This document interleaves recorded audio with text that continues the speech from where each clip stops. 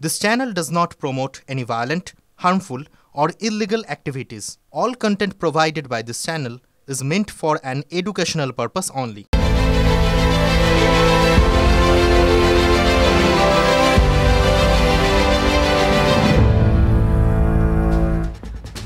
এখন সময় ঠোঁটকাটা স্পেশালের।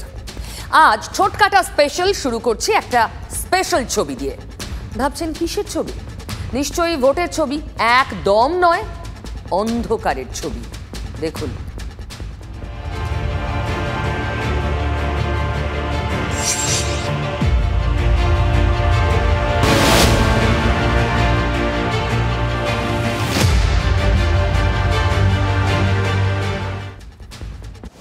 ভাবছেন বিদ্যাসাগরের সঙ্গে মিলিয়ে কোনো ঘটনার কথা বলবো? না, একদম না। বললাম বটে অন্ধকারের ছবি। আসলে এ ছবিকে অন্ধকার থেকে আলোয় ফেরার লড়াইয়ের ছবি বলা উচিত। ছবিটা দেখুন ভালো করে। এখন যত্রতত্র যখন তখন লোডশেডিং হচ্ছে, যা প্রবল গরমে নাভিশ্বাস উঠছে আমাদের সকলের। লোডশেডিং এর নাজেহাল পাইকপাড়া ফাস্ট রোডের বাসিন্দারা অন্তত দিন 15 ধরে দুর্দশা চলছে। তখনই রাস্তার আলোয় পড়তে বসছে ওই খুদে। প্রতিবাদের এটাও তো একটা ধরন। চিৎকার করে দাবির কথা বলার লোক তো অনেক আছে, কিন্তু নিঃশব্দে প্রতিবাদ খুদে দেখালো। মানে সারাদিনে আমরা হার্ডলি 24 ঘন্টার মধ্যে যদি 20 ঘন্টা কারেন্ট ঠিক করে পাই কিনা তাও ঠিক নেই। জোড়া তাপি দিয়ে যাচ্ছে 2 সপ্তাহ ধরে, না রাত্রে না দিনে। বাচ্চারা অসুস্থ হয়ে যাচ্ছে, বয়স্করা অসুস্থ হয়ে যাচ্ছে, পরীক্ষা দিতে পারছে না। আমরা এমনি গরমে থাকতে পারছি না, তার মধ্যে কারেন্ট কেন যাবে? সিএসসি সারা 1 তারিখ না হতে হতে কারেন্টের বিল পাঠিয়ে দিচ্ছে। এসি লাগানোর জন্য পকেটে টাকা হচ্ছে, তারা সেই এসি যখন লাগানো হচ্ছে তার এক্সট্রা লাইন বসাবে না। ওনারা যদি বলছেন এসি কেন চালাচ্ছেন, এসিটা চালাবো না কেন? আমরা তো দিচ্ছি পয়সা পারমিশন করার জন্য, তাহলে আমরা কেন এসি চালাবো? আমরা পাম্প পুড়ে যাচ্ছে, ফ্রিজ পুড়ে যাচ্ছে, সেই বন্ধুরা কারা করবে? 1 তারিখের মধ্যে কারেন্টের বিল যখন দিতে আসে, কাটার যখন কেউ দিতে পারে তার দেশে লাইন কেটে দিয়ে যাচ্ছে, আর এখন যখন আমরা ভোগ করছি তার কোনো ব্যবস্থা হবে না। অন্ধকারের কথা বললাম, লোডশেডিং এর কথা দেখালাম, অন্ধকার থেকে আলোয় ফেরার জন্য অতি সাধারণ মানুষের লড়াইয়ের ছবি। এবার দেখাবো একটা আলোর ছবি, ভোটের ছবি। ভোটের দুপুরে দিল্লির একটা স্কুলের ছবি, একটা স্বপ্নের ছবি। ভোটের স্বপ্ন দেখা যায় নাকি? সেখানে তো হিংসা, মারামারি, রক্ত আর প্রতিযোগিতা। না, ভোটে স্বপ্নের ছবিও আঁকা যায়। ভোট হচ্ছে সারা দেশে। দ্বিতীয় দফায় ভোট হলো দিল্লির গৌতম বুদ্ধ নগরের বুথেও। আমি চাই একটা দেশ যেটা স্বাধীন, একটা স্বাধীন দেশ যেখানে সবাই ভালো করে থাকতে পারে, যে হিন্দু হো, মুসলমান হো, জৈন হো, শিখ হো। আমরা সবাই আমি যেমন বড় হয়েছি, যেভাবে আমি বড় হয়েছি, যেভাবে এই দেশটা আমাকে সব কিছু দিয়েছে, আমি চাই যে সেই যে প্রথাটা আছে, যে ট্রেডিশনটা আছে, that should continue and progress should go on. प्रगति तो चलेगा, बट साथ साथ इंसान जो है, इंसानियत, जितना भी गरीब लोग हैं उनको मदद करे, आगे बढ़े, उनको पढ़ाए, वो मुझे बहुत है कि वो मेरा सपना है। স্বপ্নই বটে। গৌতম বুদ্ধ নগরের বুথে স্বপ্নের খোঁজ।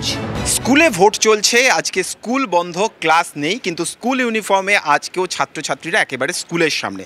তাদের ভোটাধিকার নেই, কিন্তু তা সত্ত্বেও স্কুলের ভোট গ্রহণ কেন্দ্রে সকাল থেকে ইউনিফর্ম পরে তারা। কেন, কি কারণে? हमने यहाँ पे कार्ड्स दिए हैं, सीनियर सिटीजन को थैंक यू कार्ड्स किया, आपने इतनी एज में आके हमें वोट दिया, अपने राइट को एक्सरसाइज किया। যারা 18 বছর হয়েছে, যারা প্রথম ভোটার, তাদেরকে চকলেট দিয়ে তারা প্রত্যেকে স্বাগত জানাচ্ছেন, এবং তার পাশাপাশি যারা বয়স্ক তাদেরকে থ্যাংক ইউ কার্ড দিচ্ছেন। ये हमें स्कूल वालों ने बोला था यहाँ पे आने के लिए।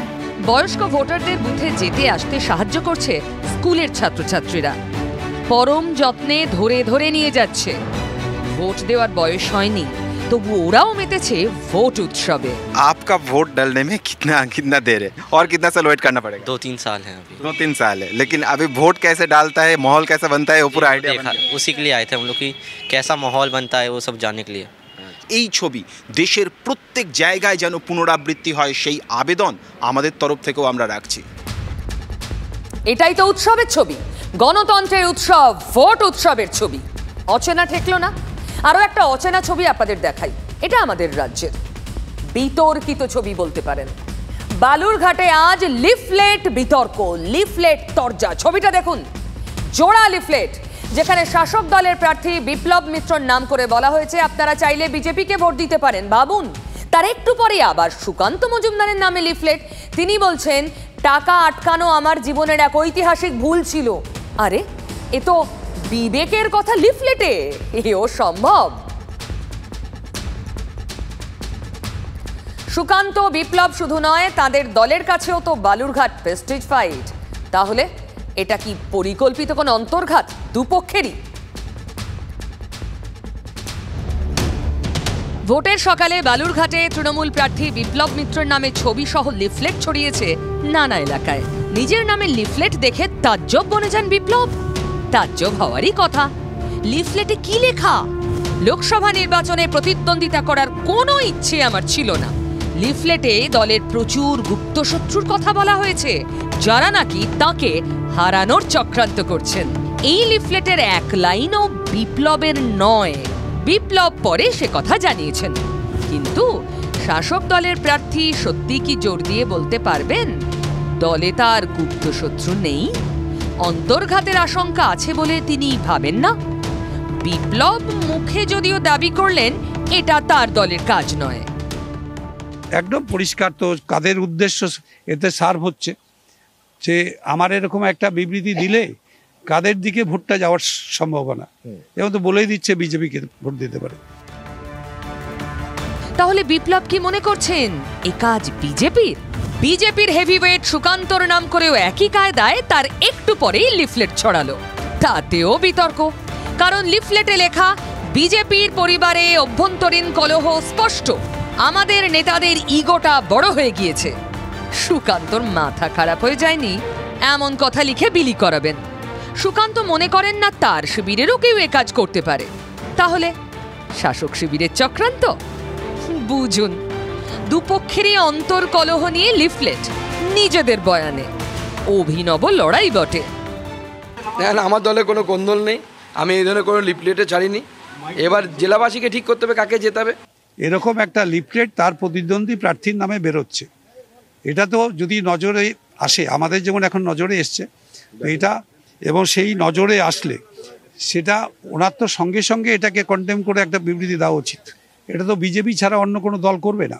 তাহলে আমাদের অভিযোগ হচ্ছে আমার নাম ছবি দিয়ে যেটা করা হচ্ছে সেটা উনি করেছেন। ওরা তো কথায় কথায় সিবিআই বলেন, এবার সিবিআই কে দিয়ে তদন্ত করুক এই লিফলেটটা কে করলো। বালুরঘাটের বিতর্ক হুগলিতেও, সেখানে আবার রচনা বন্দ্যোপাধ্যায়কে সতর্ক করে পোস্টার। আজ কাঞ্চনের সঙ্গে হয়েছে, আগামীতে আপনার সঙ্গে হতে পারে। বাংলায় শিল্পীর কোনো দাম নেই। রচনার শুভাকাঙ্ক্ষী যারা এই পোস্টার দিয়েছেন,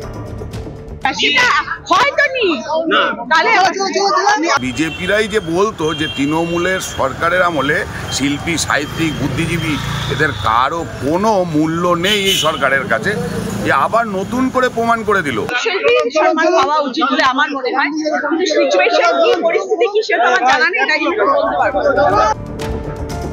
বঙ্গের ভোট রাজনীতির নয়া ট্রেন্ড খেলা হচ্ছে।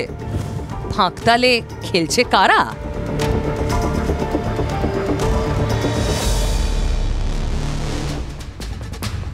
ভোট রাজনীতিতে কত রকমের খেলা চলছে না? প্রচারে বেরিয়ে মমতা ব্যানার্জি বলছেন তুমি মাঠে একা খেলবে, খেলা হবে। এনআরসি হলে কি হবে জানেন তো? তা গদ্দারকে প্রশ্ন করছেন না কেন? আমরা সবাই দেশের বাইরে চলে যাব আর তুমি একা ফুটবল খেলবে? বাবা বলো, তুমি হাফ প্যান্ট পরে একা ফুটবল খেলবে? বলুন, খেলা হবে, ঘরে ঘরে খেলা হবে। ঘরে ঘরে খেলা হবে। তৃণমূল সুপ্রিমো কি লক্ষ্মীর ভাণ্ডারে ঘরে ঘরে খেলতে চাইছেন? কেন বলছি? খেলার কথা আজ বললেন বিজেপির স্টার ক্যাম্পেইনার মিঠুন চক্রবর্তীও। বহরমপুরে প্রচারে গিয়ে ভোট হবে না, ম্যাচ হবে। এই এলাকাতে ভোট হবে না, এখানে ম্যাচ হবে, খেলা হবে, অন্যভাবে খেলা হবে।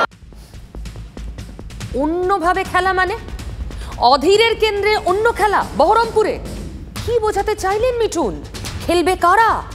মাইক হাতে ধারাভাষ্য দিয়ে খেলা বোঝালেন মিঠুন।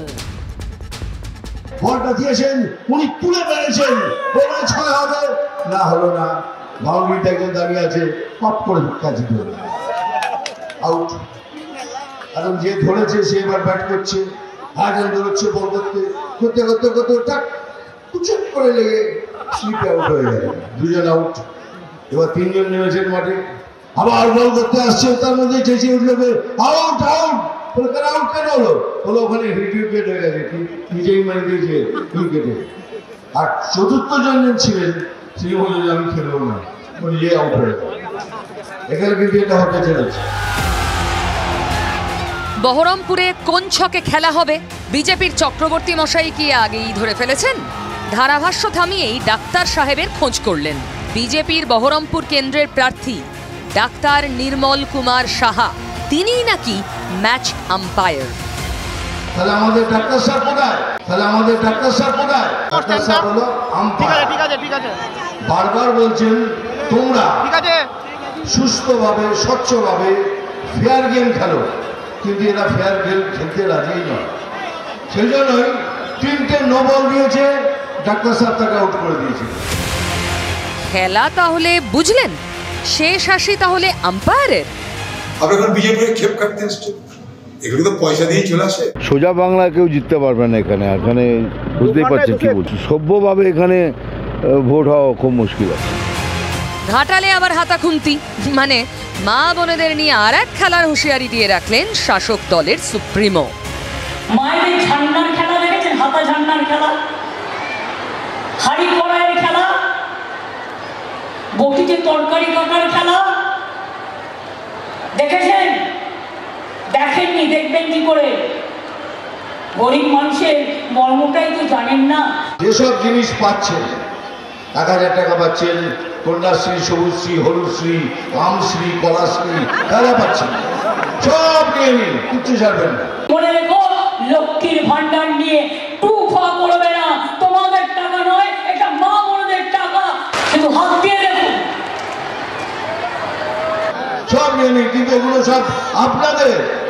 এখানে ঘুরিয়ে নাড় দেখানো হচ্ছে, আপনাদের জিনিসই আপনাদের দেওয়া হচ্ছে। ওদের না, এখানে না, এদিকে না, এই দেখো। সব নেবার পর বিজেপিকে ভোট করুন, দেখুন কাকে বলে সুন্দর বাংলা, একবার সুযোগ দিয়ে দেখুন। কি মনে হচ্ছে ভোট ময়দানের টুকরো টুকরো খেলা জমে গেছে? খেলা তো রোজ জমাতে চান দিলীপ ঘোষ, একথা নিশ্চিতভাবে গোটা বঙ্গবাসী জানে। সেই ঘোষবাবুর কেন্দ্র বর্ধমান দুর্গাপুর আজও সরগরম। নতুন কি কাণ্ড করলেন দিলীপ বাবু, দেখুন সেই ভোটের মানিক্য।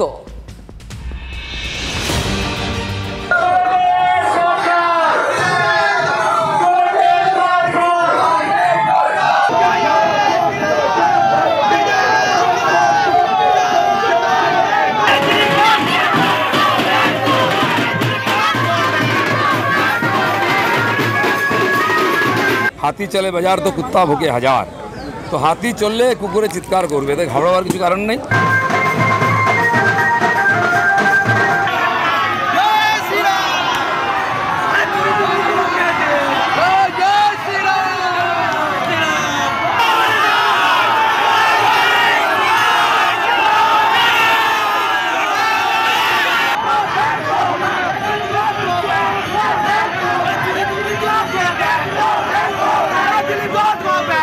দিলীপ ঘোষ কঠিন জায়গা দিয়ে সরল কাজ শুরু করে, সেই জন্য মেসেজ দিতে এসেছি যে এলাকা কারণ এখন দিলীপ ঘোষের এলাকা সব জায়গায়।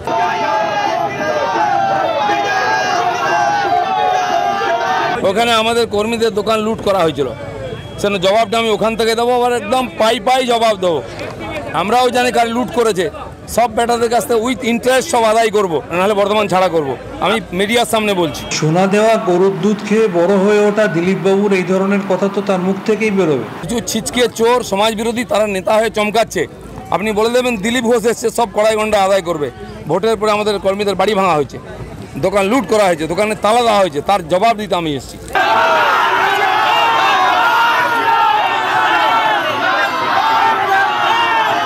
বিজেপি সাকসেসফুল হবে।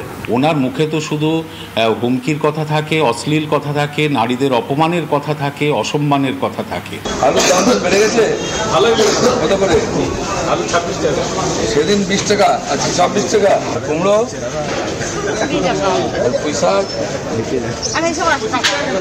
20 টাকা, কুমড়ো 20 টাকা একসঙ্গে যাবে না? হ্যাঁ, বরবটি, বিন। আমি লজেন্স দিচ্ছি, আপনিও লজেন্স খান, বাড়ি যান। সবাই যারা পাননি দিয়ে দিন লজেন্স সবাইকে। দিনের শেষে হাতে রইল পেন্সিল, তুড়ি, পদ্ম। আরে দেবাশিস বাবুর কথা বলছি। দেবাশিস ধর বীরভূমের বিজেপির প্রার্থী, তুড়ি সদ্য প্রাক্তন বিজেপির প্রার্থী। ঠিক ভোটের মুখে বাতিল হলো তার মনোনয়ন। প্রাক্তন আইপিএস অফিসার নাকি রাজ্যের থেকে নো ডিউ সার্টিফিকেটই পাননি, তার আগে মনোনয়ন জমা করে দিয়েছেন। তাই বিকল্প বেছে নিয়েছে বিজেপি, দেবতনু ভট্টাচার্য। রাষ্ট্রপতির অ্যাকসেপ্ট হয়ে যাওয়ার পরে এর কোনো অস্তিত্ব তাই আমি তো রিজাইন করে এসেছি। Section 5 all India service rule অনুযায়ী আমার রেজিগনেশন অ্যাকসেপ্ট হয়েছে। আমি হেভি ওয়েট বা যা ওয়েটই হই না কেন, মানুষের যা মুড আছে, আমি ক্যান্ডিডেট থাকি না থাকি, মানুষ কিন্তু রেডি হয়ে আছে ভোট দেওয়ার জন্য। মনটা তো ভেঙে খান খান হবেই বলুন। তারপরে উনি ছুটলেন কলকাতা হাইকোর্টে, দেবাশিস ধর। কিন্তু সেখানেও ধাক্কা, কোনো সুরাহা হয়নি। কারণ জরুরি ভিত্তিতে এই মামলা শোনার আবেদনে কানই দেয়নি আদালত। স্বাভাবিক প্রক্রিয়ায় মামলা ফাইল করার পরামর্শ প্রধান বিচারপতির ডিভিশন বেঞ্চের। Probably on the basis of certain lapses in affidavit, it has been taken. But as far as I understand, there is some nomination affidavit, কিছু requisite papers. But that is the RO's decision. I will not like to.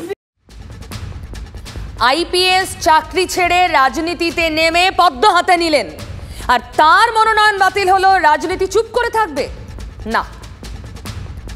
খারাপ লাগছে ওনার, উনি লড়তে পারছেন না বলে। তবে এটা একটা কথা যে উনি লড়লেও আমি জিততাম, উনি যদি নাও লড়েন তাহলেও আমি জিতব। শতাব্দী আবার দেবাশিস বাবুর প্রতিপক্ষ ছিলেন। শতাব্দী আছেন মাঠে, দেবাশিস আউট, এটাই বাস্তব। দুদিন আগেই মমতা ব্যানার্জির ঘনিষ্ঠ বৃত্ত থেকে আমাকে খবরটা দেওয়া হয় যে ওর নমিনেশন বাতিল করার জন্য পিসি ভাইপো ওই ডিএমকে নিয়ে সব চক্রান্ত করে ফেলেছে। আমরা সেই কারণে আরেকটি নমিনেশন করিয়ে রেখেছিলাম। চাকরি যাওয়া নিয়ে উত্তাল ভোট রাজনীতি, তার মধ্যেই চাকরি পেলেন কিছু মানুষ। উত্তর 24 পরগনার পরে চাকরি পেলেন মালদার প্রার্থীরা। 2009-এর প্রাথমিকের প্রার্থীদের চাকরি দিতে নির্দেশ দিল আদালত। 2 মাসের মধ্যে চাকরি দিতে নির্দেশ হাইকোর্টের বিচারপতি রাজাশেখর মান্থার। চাকরি পেতে চলেছেন 250 প্রার্থী।